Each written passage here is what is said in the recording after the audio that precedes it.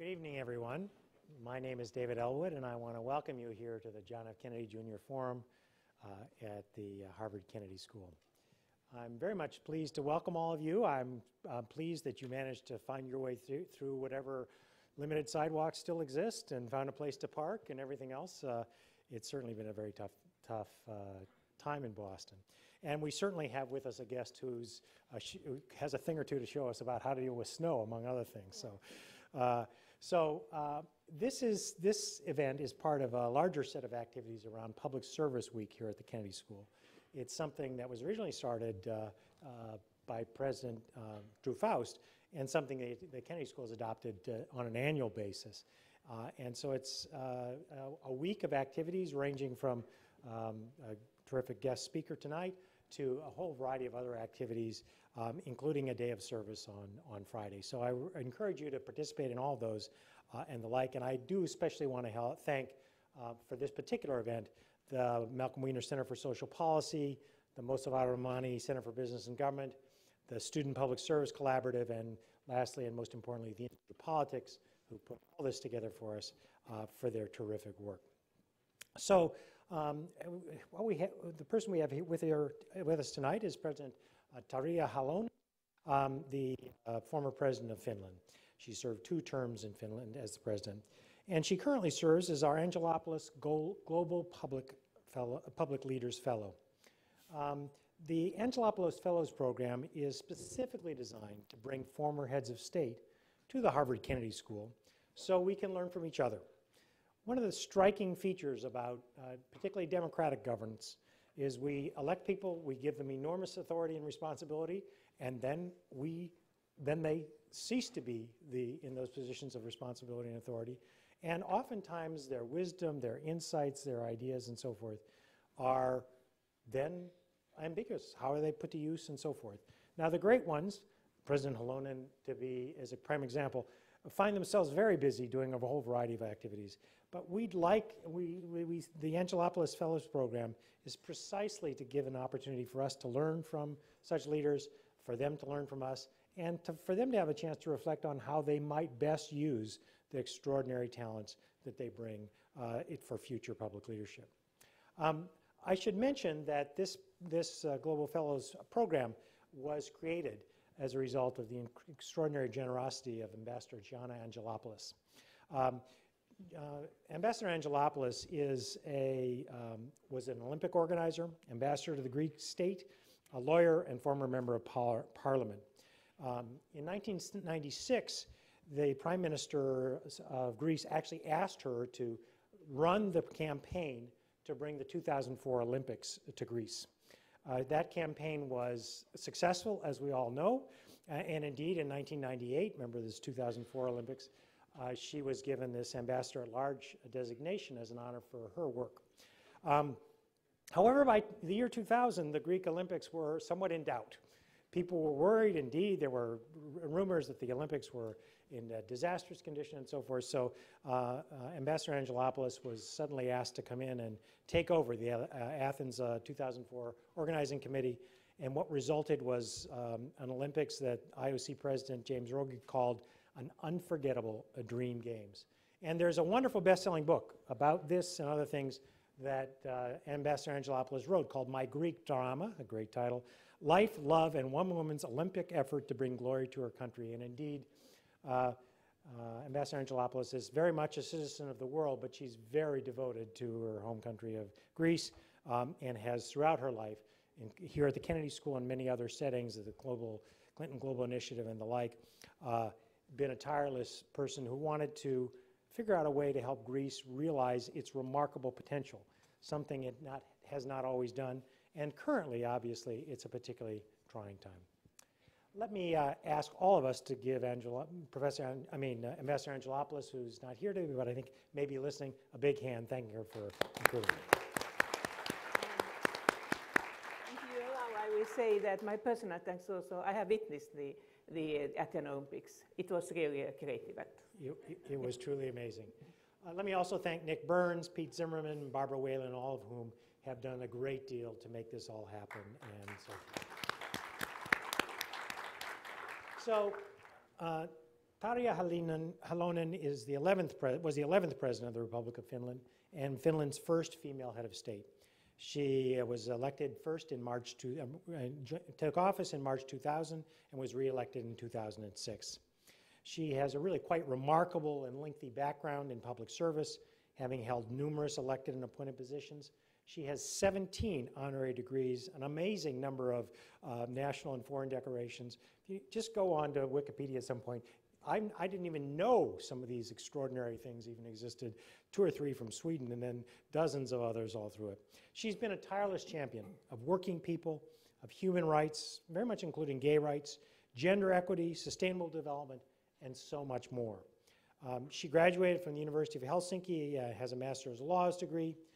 She was a lawyer with the Central Organization of Finnish Trade Unions, and in 1974, she was appointed a parliamentary secretary to the Prime Minister. She then was elected to Parliament in '79, re-elected 4 times. She also served then as 5 terms on the Helsinki City Council during much that same period. Eventually ascending to being chair of the Social Affairs Committee, she became minister at the Ministry of Social Affairs and Health, minister responsible for Nordic cooperation, minister of justice, and then minister of foreign affairs. During her time as foreign minister, Finland held for the first time, the EU presidency.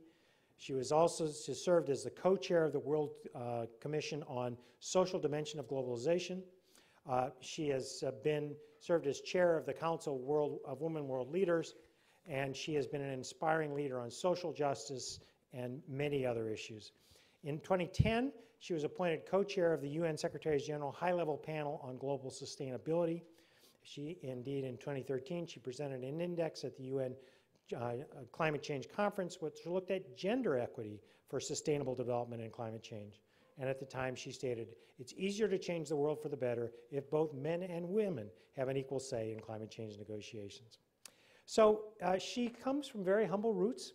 And indeed, President Halonen, let's welcome you, and then I'll turn to asking you a question. So please give me a warm round. So you were born during World War II, Yes. And ultimately rose to be the first woman president of Finland. Help me understand kind of what led you there. You were in a working class family. I mean, what inspired you? How did you get there? So I always say when it's a question that who has seen the war, I said that yes, I was born in the last war Christmas of my country. It was a Second World War, which also reached Finland. It was a fight between Soviet Union and Finland. Yeah, we didn't make quite a victory, but we kept our independence, and I think that we also reached the respect. I think that Finland, my family, but whole Finland and all Western Europe was quite poor after the Second World War. So to be poor was nothing unusual. And we didn't notice it too much because everybody else was poor. But then it was some kind of the spirit that the future is better because it was peace. We were reconstructing the country. And we have also the model of the other Nordic countries, especially Sweden, where we belong. We belonged 700 years before the Swedish king lost the war against the Russian Tsar 1809, and then we were 100 years independent Grand Duchy of Russia. And then when they started to make a Red Revolution, they had something else to do, so we declared ourselves independent. Good timing. So, good timing. That's important in history, very, very important. But then I think that, so we didn't consider that it's something unusual that if you're coming from the working class family that you would try to get something else. My parents, like thousands of other parents, they invested a lot of money, for their small money, in the education of their children. And I think that was one of the reasons why then we were also ready for the big reform of the educational system so that it became free of charge.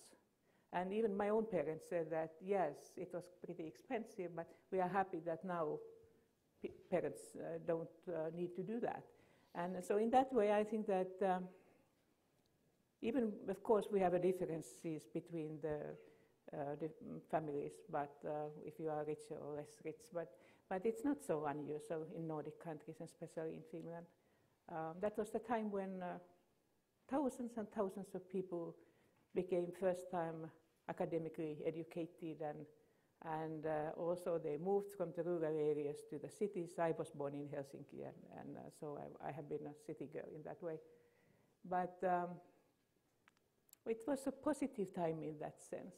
I didn't decide to become a politician, no. I wanted to become a painter, an artist. My parents said to me, don't think of yourself, think that how you could be more useful. I think that art is useful, but they didn't think so much. And so I became a lawyer. And then I was also radical at my university time. That was normal in the 1960s in Europe. It was all over Europe, the continent. So I was just a representative of my generation. When I then was a qualified lawyer, I started serving in the center organization of the Finnish trade union movement. You would say here in USA, labor unions. And my parents were happy. The education has not spoiled the daughter. She came back and worked with the other workers and so on. And then the prime minister you mentioned, she asked to get somebody for his political circle to help him, and I happened to be that one.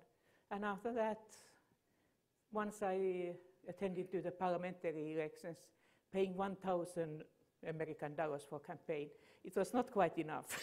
and so I didn't go in, but the next time I continued in unions. Next time then I was pregnant. I got my baby in the late November 1978, and then I have a nice little baby girl who didn't sleep too well, and then it was a parliamentary elections, and then in March I was a member of parliament.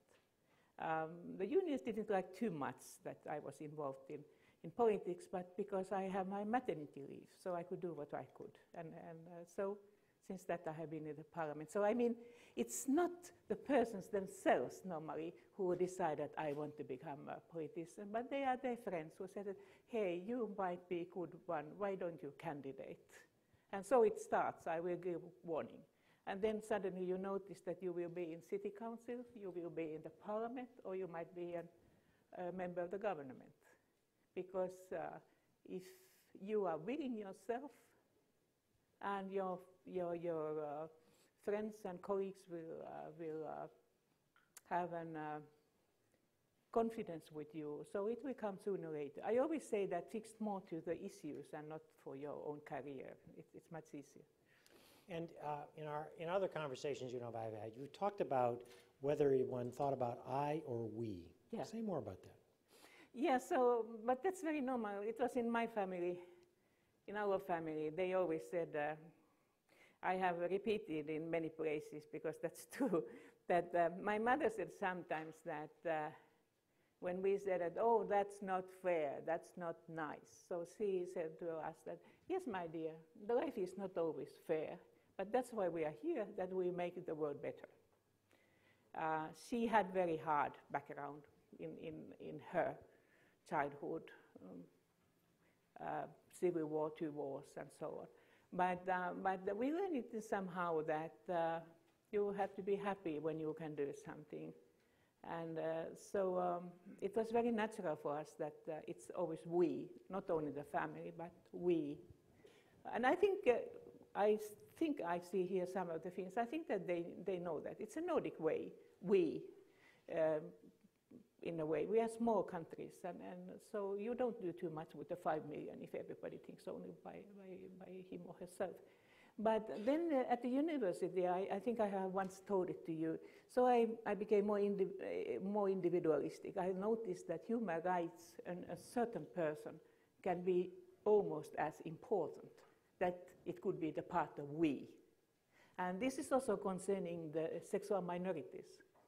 That gay rights, the gay rights, that you are part of us. It's your sexual identity, and you should have the right to be it openly, freely, without any pressure. And we are all different, but we are we. And that's it. So easy. That's great. And so as you in your as you moved along, you focused heavily on economic, social, and the environment. And it seems like you move comfortably between those. They're kind of integrated. How do you think about those combinations? And how do we make economic and environmental policies really compatible? This is really very, very important and difficult issue because I already explained that how the Nordic welfare society is very much based on we. It's a certain positive collective trend. But when I was a young one, nobody thought that the resources of this planet, the natural resources, are limited. We thought that it's just, we get more and more and more. And I think that also the saying we, in many ways, in Europe, it was we Europeans. We didn't think so broadly that it's the population of the whole planet. And nowadays, it's, I think, and it has been through my later career all the time, the saying that if we take seriously the human rights, and if we take seriously the planetary boundaries, so we have somehow to find a new share. The shared society. The only resource what I think is unlimited is a human capital. In that way, my own nation has been very lucky in investing in education, because there you can invest as much as you like, and it will give a better and better results. It's not a threat for the planetary boundaries. But if you think that we have just unlimited amount of all kind of minerals and so on, and then another thing, what I think that it was Club and Rome, which was the first time to make this report, what is the status of the world. Then the Norwegian Prime Minister Gro Harlem Brundtland made with the Brundtland Commission, and then suddenly we noticed that, hey, we have only one planet. And then the scientists came and helped us to say that it's not that you believe so, it's the fact. And now when you are from the universities, so I always say that, repeat the same what I said in Rio Plus 20. I said, release the scientists. They have to have a right to speak with the audience, not only with the leaders. Leaders are important because they make important decisions. But politicians in democratic countries, they will be elected by the will of the people. And then the better is the people, the better politicians they will get. And in that way, I think that we have to remember that sustainable development is a modern trinity. We have to respect the planetary boundaries, but we have to put the people in focus, because we are the only ones who can make these decisions concerning the sustainable development.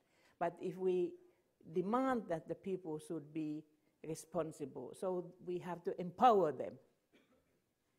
So now I start preaching again, but never mind. No.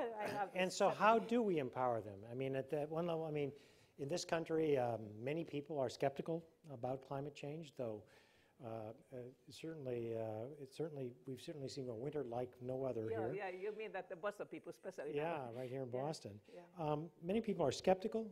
How do you build that coalition, particularly in a situation where you've got to bring together so many disparate parts of the world with so many different stages of development, so many different views about what's fair and equitable? First, of course, I always I want to underline the fact that Mr. Pachauri, who is the chairman, the president of the climate panel in UN, he always says, make a difference between the weather and the climate. But of course, it's very good if the people, on an average, people are looking around and seeing that is this what we have used or is this different? And we have used it quite much in Finland, for instance, when we are interested in the Baltic Sea, which is nearby us, and we want to make it cleaner than what it is. So it's good that people make a questions. And then we can answer here to the Boston people that extreme phenomena are the part of the climate change, that it can happen so that you have the winter, well, we are lacking the snow in Helsinki. But it can be also unusual weather. But I think so that for me, a good lesson was in 2000, I think, when we started it was an ILO which decided to make a World Commission concerning the social dimension of globalization. And those who are, how could I say, a little bit older here, they might remember themselves that in early 2000 there were a lot of all kind of demonstrations, both here in USA, also in Europe and many other countries, and especially when UN had meetings, there were bigger demonstrations. Some people said that the globalization will be the key, the door to the better future, because then we can take the whole planet with us. The others say that globalization is a terrible thing, which steals the jobs and is at the same time close in my home yard, but I cannot touch it. And when I started co-chairing this commission, and those members were practically from the different parts, different sides of the barricades, and we were co-chairing the president of Tanzania in that time, Benjamin Mkapa, and I, and we thought that what could we do with these people in order to get the consensus report when they come from the different sides, that even being the union lawyer and where I'm used to have negotiations, so I think that that's an impossible task. But then we took about 6 months or a little bit more, a honeymoon in a way with this commission. They learned to know each other and they were interested, oh, he is interesting and she is interesting person, oh, have you heard what he will say? And then they learned to respect the experience of each other, which was very true in many ways, because the globalization has a dual face. And then we succeeded to see that employment, decent jobs, decent work is one of the key issues of sustainable development. It was not in Millennium Goals. That was later. We made it later. But now it will be. And now I'm very optimistic that in Sustainable Development Goals, in SDGs, it is already in the draft.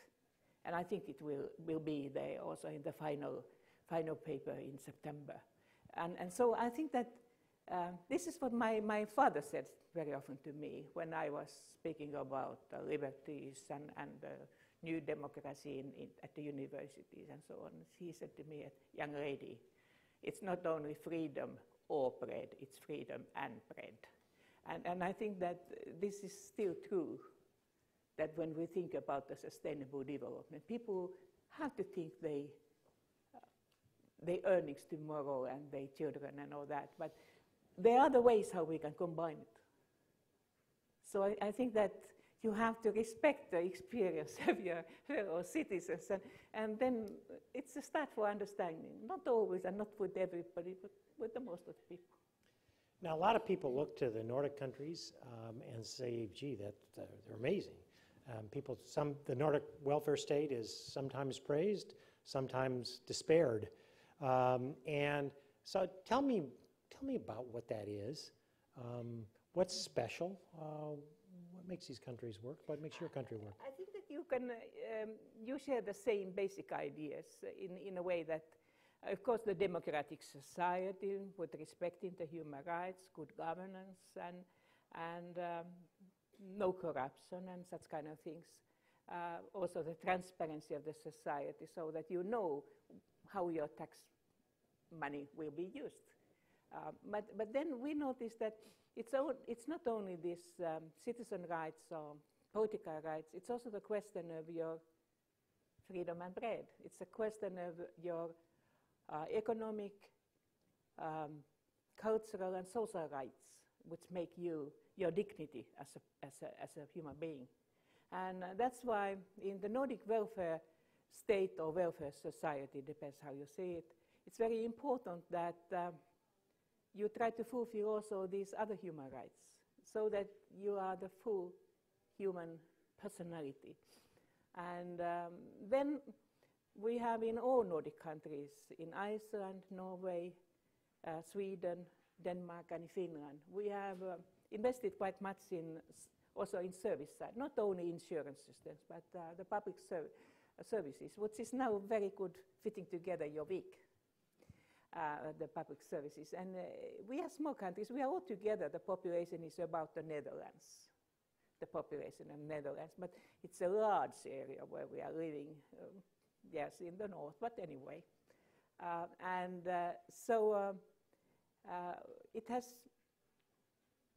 we think that people think that it gives a justice for them. It's really, they feel that they are equal in that sense. Not everybody makes a success, but anyway.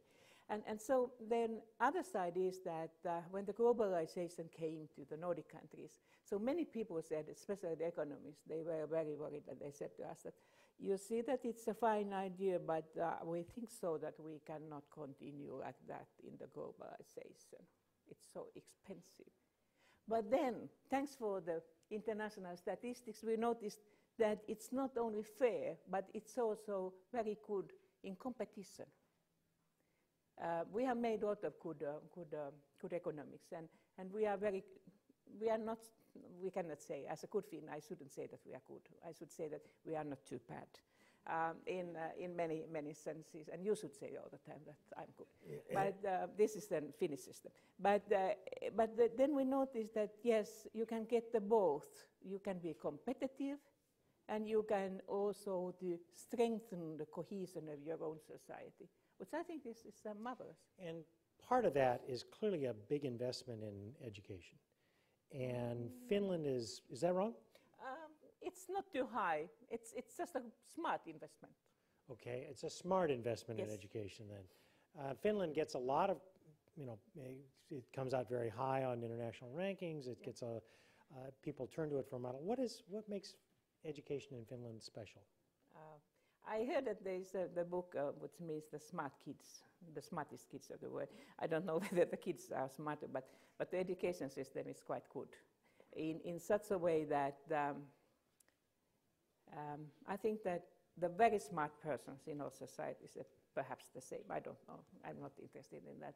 But if I think the modern society in a sustainable development and in globalized world, what makes sense, what makes a difference, and what OECD has noticed very well in these reports is that how equal is the education, how good is the result taking the whole population. Because the modern society doesn't work well if not every citizen, every people there can also do his or her best. And I think this is now the issue. We start our comprehensive school quite late, at the age of 7, because we have normal that we have the 3-month snow, and we don't close the schools when it's snowing, we do. Yeah, but if you would have it 3 months, you would stop it.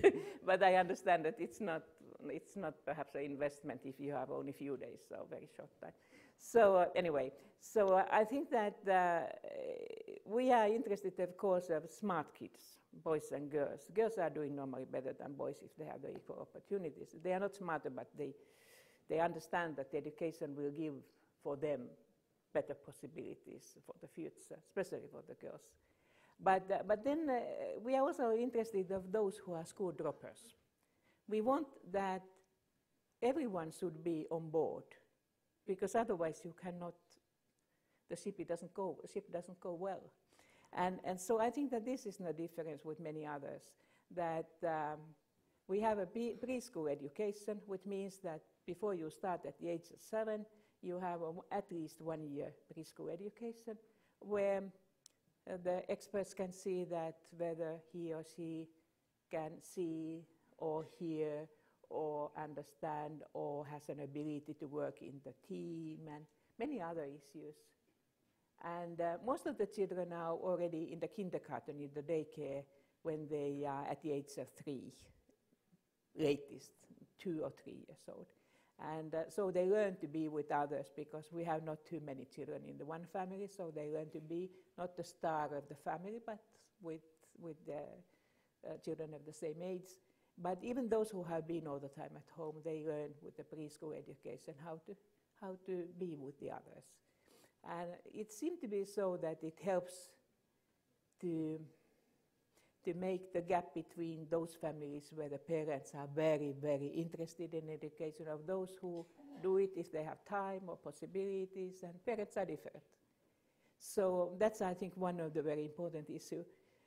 We do quite well with the young ones, but what we are facing also, and what will be more and more burning problem in the future, is that we need a lifelong learning. I don't say lifelong education, but lifelong learning. Because as soon as you will leave Harvard University, your education becomes old-fashioned. And it happens much, much more rapidly what happened with your parents.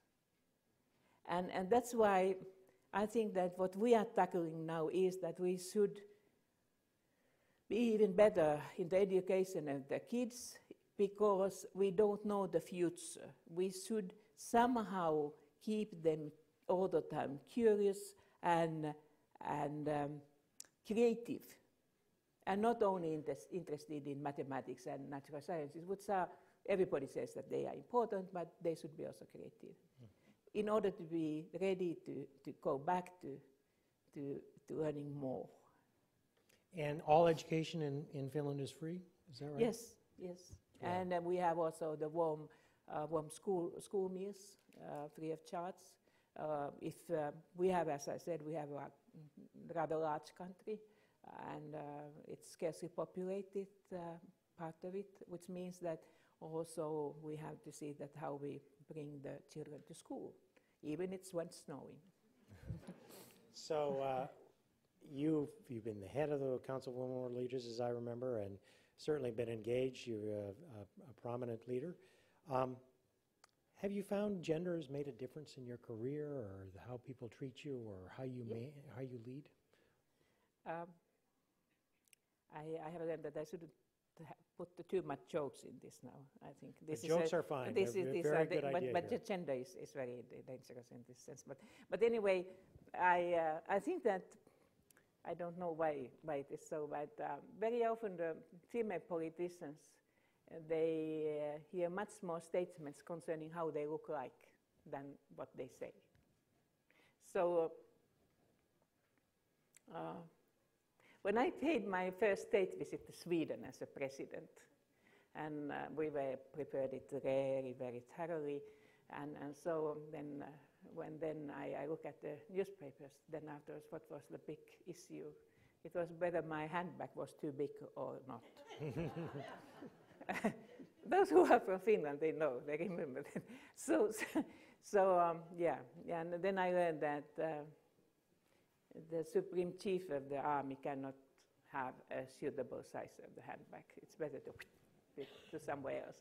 But somehow, of course, even the men, you have become also in the same, you have learned to know the same problem nowadays, but TV is so important. So it's all the time looking at how he looked, but mainly that how she looked, how was the hairdress, and that's so. And I think that this is now the first part. Then later on, when they learn to know you, they forget that you are a woman. It's very difficult to find the balance in a way that you could look like a woman, but you shouldn't take mainly as a human being. But you do get to that stage, or do you find that there are ways in which... I have stopped thinking. I'm the former president. Last question, then we'll open it up to the audience for questions. Just to remind you, there are microphones at 4 locations, one here, and then 2 up, halfway up the stairs. So if you do have a question for the president, please join us. Obviously, you've got a long border with Russia, as you said, for 100 years. You were you called it an independent prefect, is that right?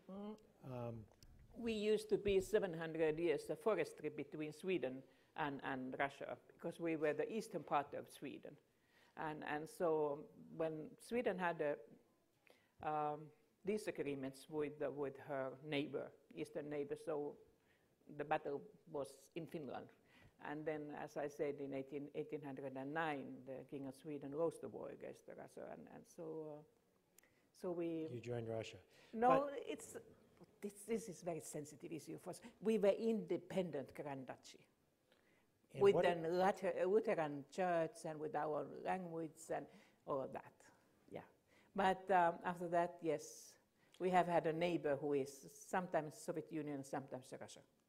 And your taxes have sometimes gone to Sweden and sometimes to Russia before we became... Yes, yeah. Yes.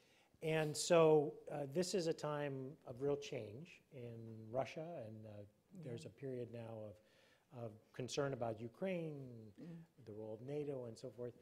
What insights can you give us about how to think about Russia and its place in the world and the current tensions in Ukraine more specifically? So, of course, as I said, we have had 2 wars in the time of Stalin. So the brother Stalin was not too friendly sometimes. But we have kept all the time our independence. So we are not naive. We are not naive, but I think that the atmosphere in many other countries, including USA, has been much more nervous than it was in Finland. We are the Western country. We have been all the time the Western country. And we are the full member of the European Union, have been already 25 years. And we are also a full member in such a way that we have the euro as an only Nordic countries, we have the euro. We have taken always actively part in the different kind of the security measures in the European Union. I think that we are true partner for the NATO. We have been under NATO leadership in peacekeeping operations. We have led the NATO operations. So I think that we are, in that way, good partner, like Sweden, Austria, Ireland, Malta. So in that way, I think that if something would happen, we could be at least as good friend for you like has been now the Ukraine or somebody else. I don't know. But do you think the issue... Do you think that we are naive? I don't think anything. I'm just a dean. I don't have any brain cells left. But but in terms of Ukraine, do you think that is a source of great consternation in the United States and parts of Europe and so forth? Do you think that we're overreacting, not reacting enough, in the way in which people have been behaving? Do you think we're naive, I guess, is the way I would put it? No. I think that it was a big disappointment. It was a very sad story. And of course we know that, for instance, Crimea was given by Khrushchev, who was Ukrainian, to another state of the Soviet Union. But still, this against all international regulations and all this mess what we have had after that and all these sufferings what has happened. So yeah, it's a very, very sad story. We could never believe that it will happen in the middle of Europe. But I do hope so that USA keeps also the contact to speak. Very often people ask me that how is the Putin, because I have known him since I was a foreign minister in the mid of 1990s, and of course all the time when I was a president. I said, I have not spoken with him for 1 year, so I don't know what's in his head, but it's better to keep contact, that you know what he's thinking. It's the best, it's the closest way to find to know what he's doing. You don't need to agree, but you should keep all the time contact, because I think that perhaps it's since the Cold War time or whatever, but I have the feeling, and I think many Europeans share this, that USA is the country the Russians somehow listen. Somehow? Listen. Listen to. Yes, listen to. Interesting. All right, I'd like to open up the floor for questions. Let me just remind you what questions a good question involves. If you could please identify yourself. Keep your questions short with one point to it, and a good question should end with a question mark. So I'm going to start right here. Thank you. Hi, my name is Max. I'm a sophomore at the college. Madam President, you were formerly a trade union leader, and actually I'll direct this question also at you, Dean Ellwood, because I know you're a labor economist. So obviously one of the sort of major changes in the economies of both the United States and in Western Europe has been a pretty big decline in union membership over the past number of decades. And some people attribute that to rises in inequality and decrease in social mobility and so on. So I'm wondering, from both of your perspectives, how would you sort of describe these pretty significant changes in union membership, and how significant or how much has the impact of those changes been? So I think that concerning the Global Compact and many other issues of the United Nations, I try to help it with my ability to listen men's voices, but I do it. This is this is not a satiric. I have hurt my ear in the airport, but I think I can do it. So I think that unions are very important because the decent work, as I said, people think that it's a part of the dignity of being human being, and unions are those who are helping them. But unions are facing a very, very difficult issue because the capital has spread all over the world much faster, much easier. They will do it with the modern IT in few seconds, and so the people, they have the different language, religious background, families, all that. So this is a great challenge. I was in last December. I had an opportunity to be in Cape Town, where they have an annual conference of UNI, UNI, which is the global union. And I think that the trend will be in the future that the unions from the different countries, and even it's not enough that they have the international organizations, but they have to become more and more global in a way to look after the benefits. But another point, what I think is also important, is that whatever you work, so we should have a little bit longer perspective for the job creation and whether it's a private or public, because otherwise you cannot invest enough for the ability of the people to work. So in Finland it was natural in the 1970s and 80s that all people, also the public sector people, they were organized. We have still about 80% organization level, which is very high compared in USA or France or so. But I admire very much the German and Swedish system, where they have taken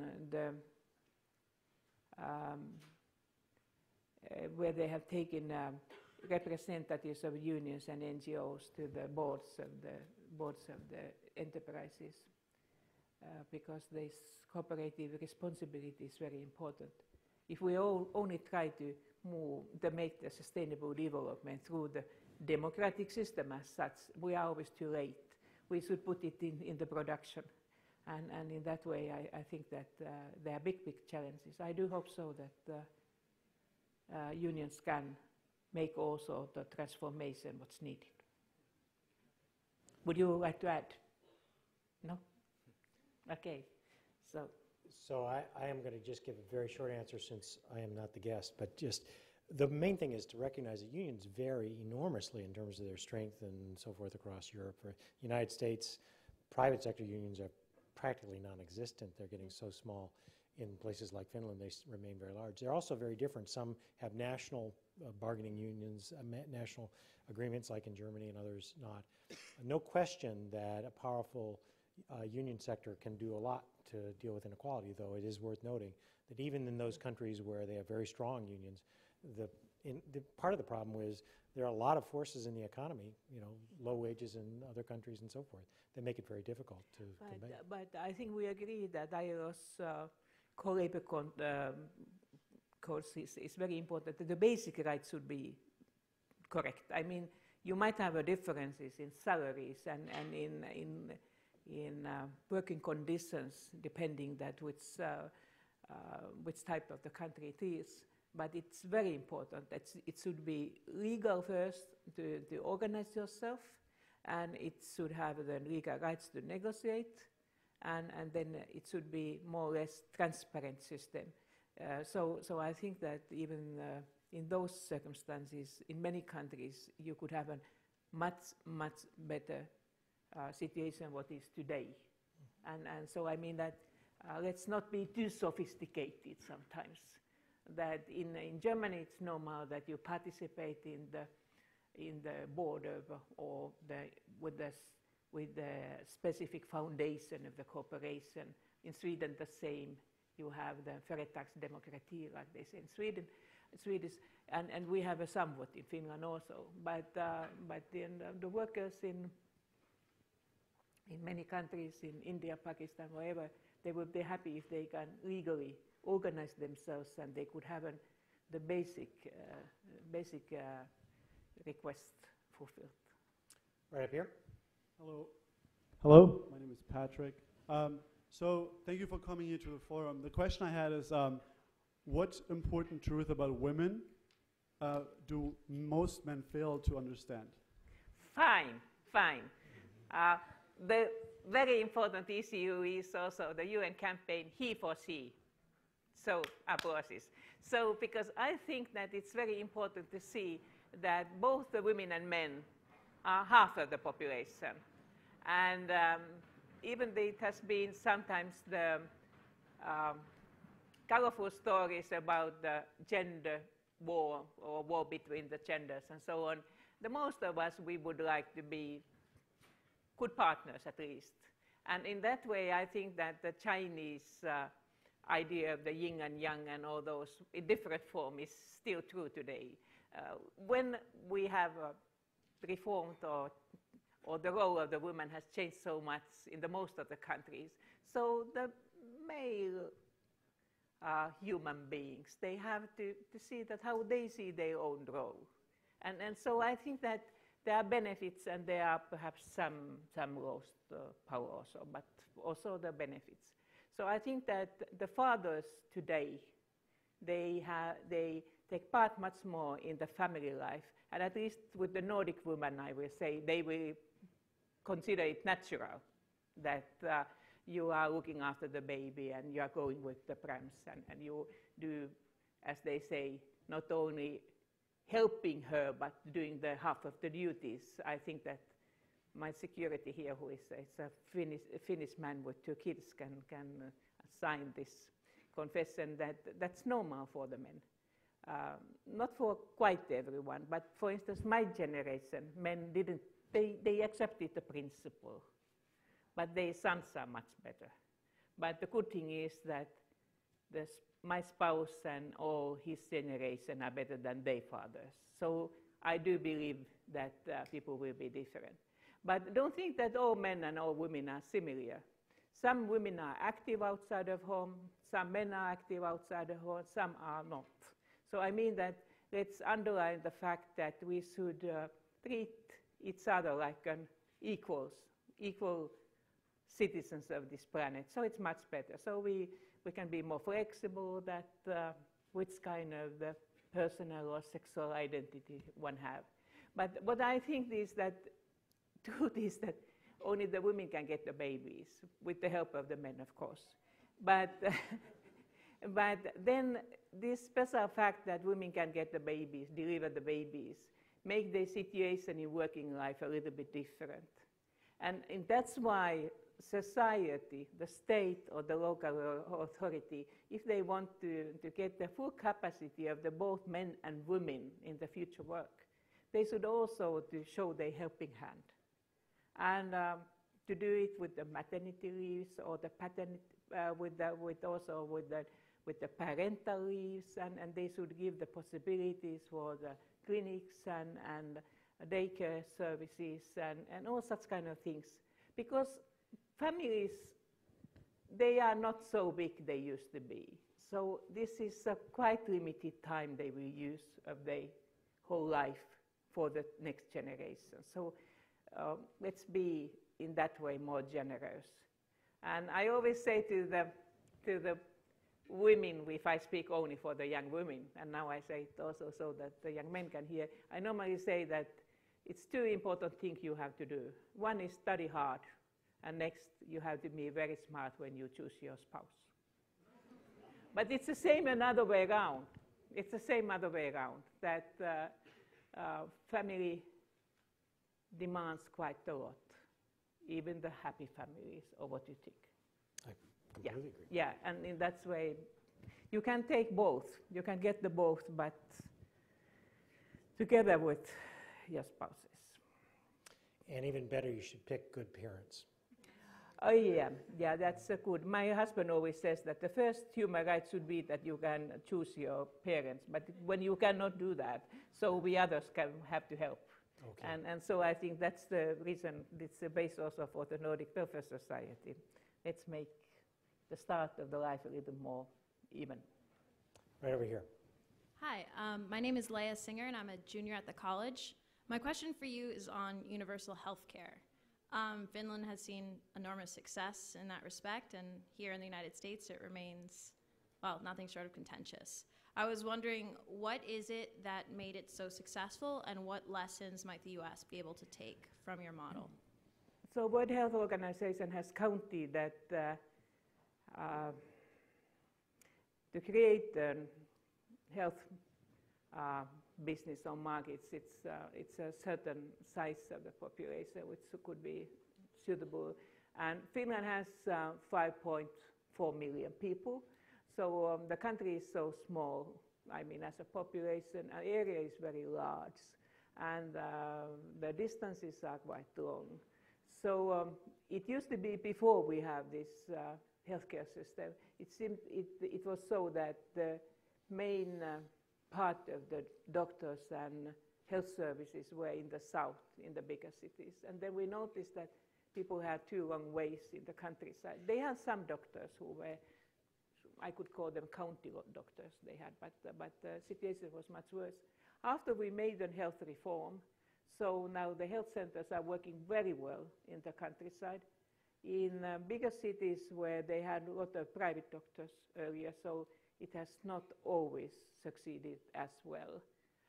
But mainly people are very, very happy to get a universal health service system. We have, I said very openly, we have a double system. We have also the private doctors, but they are not real private in such a way that we subsidize the services in a way that when you go to the private doctor and you get a bill, so one part of that will be subsidized. But it's still more expensive than the public. The best part of the public health has been always the maternity care, the children's health care, and then the senior citizens' health care. Those who are in the working life, very often they have or had also the different kind of arrangement. But we are very convinced that it's not only the most effective and in that way good for the people, but it's also the least expensive system. If you compare those who are working in the health sector, you can compare the investment what we have done. It's a little bit the same like in education, that we don't use high sums of the GDP for health or for education, but we got reasonably good results. So the public sector can be also effective. And of course it can, the same people working there. So in that way we think that when it's both fair and effective and less expensive, so that's what we like. Seems good. Right up here. My name is Isabel. I'm an alumni of the college and also a staff member here at the Belfer Center at HKS. I'd like to ask basically the same question in relation to your environmental policies and work to combat climate change. So what do you see as the strengths of Finland's policies and current actions, and what lessons might you have for the United States? So we are not so especially good in everything. So I think that one thing concerning the sustainable development has been that, as I already mentioned, that we have not been so lucky that we would have gas and oil and all possible natural resources. So we had to invest the resource we thought that we have, which was a population. And when we also noticed that we were small like other Nordic countries too, so we have found also easily, perhaps more easily, the cooperation, international cooperation, because we cannot have an idea that we can change the world. But we have to do it together. I think that we are very much still, how could I say, used to be with the nature. So we have not too yet urbanized. Even a majority lives already in the cities. But if you come to midsummer night to Helsinki, you'll think that it's empty. People have disappeared somewhere to the nature. And that happens in many other big holidays also. So we still have this need to have a close contact. But we have not always behaved very well with this nature. I take one example. What I think that could be a piece of good, if not advice, but sharing the experience. So we have the Baltic Sea. Baltic Sea is a very fragile sea because it's not too deep and it's almost close. It's of course technically it's part of Atlantic, but it's really very narrow and low. And that's why when about 90 million people live around that, not only Nordic countries, but Baltic states, Russia, Poland, so on, and also there's some rivers of Ukraine are part. So there's, how could I say, it could be cleaner. So one big reason was that in our eastern neighbor didn't clean her wastewater. They went directly for toilets to the Baltic Sea. And like Mr. Garmasinov, who is the director of the Vodokanal, the St. Petersburg water systems, he said that since Russian Tsars, nothing has made. But then they started the cooperation together with Finland, with EU, and step by step we created a new wastewater system. Now the wastewater system of St. Petersburg is better than what the EU criteria demands. So now they made it in, let's say, in less than in 10 years. Now we try the same system with the different countries. We notice that the international cooperation is possible, but it's not very easy, even between these 9 countries we have there nearby the Baltic Sea. And coming back to Ukraine, so we have now difficulties to have a good contacts because both the USA and EU thinks, and I think the Russians are also in the same line, that no, not too much now. Mm. But I hope that you can make a deal and we can continue with the sustainable development.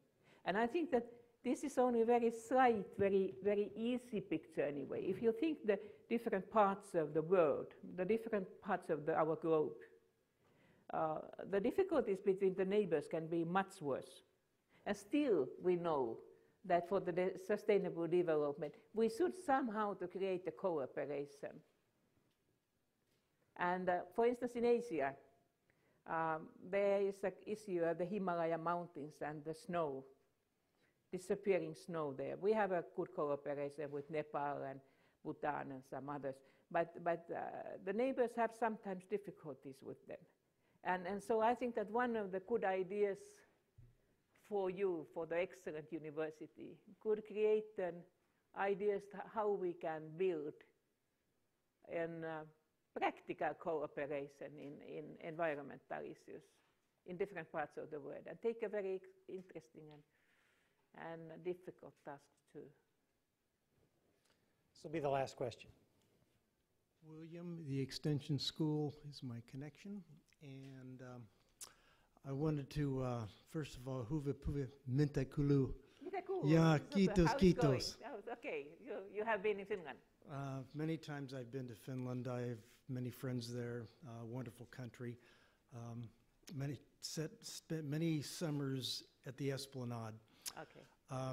Your icebreaker technology, given the cold weather, I've had those shown off to me many times, that you keep those northern oceans very clear for the researchers and so forth. If you could speak to that, because they brag about it a lot.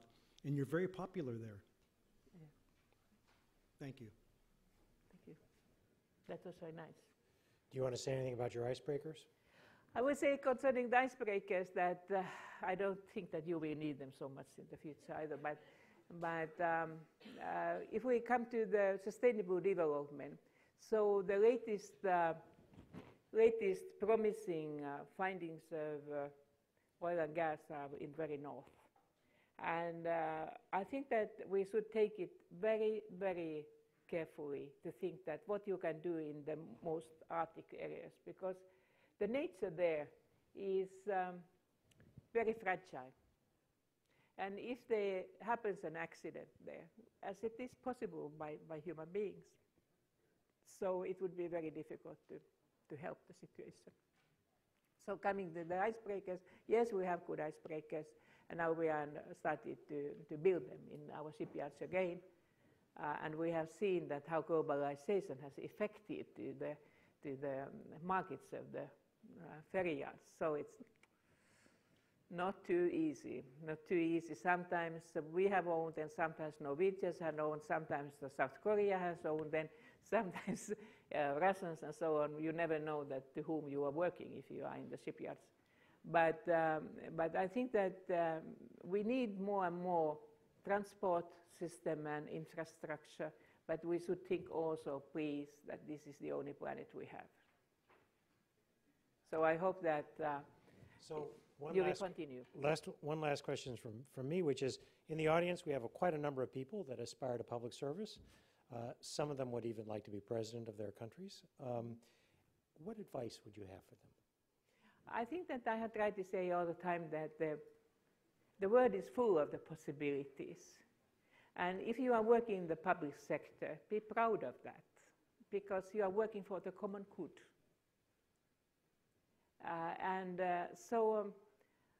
Take also your experience from your own work for the discussions, also for political discussions.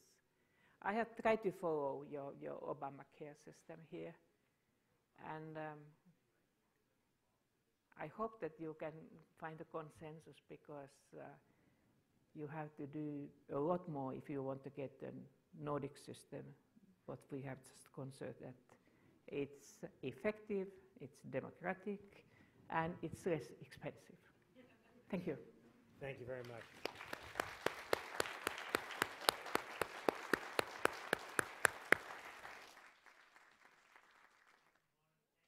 For being with us. I want to thank Gianna Angelopoulos for her making this all possible. Holly Sargent is also here. She was a part of making that happen. So thank you all, and please have a safe trip home. Yeah, and I hope to see some of you students. I will be here to the last day of April, and I have promised also to be at least with those who are in the health sector. So I'm available there, and so that's a good use for the money. For all. Yeah. Thank you. Okay.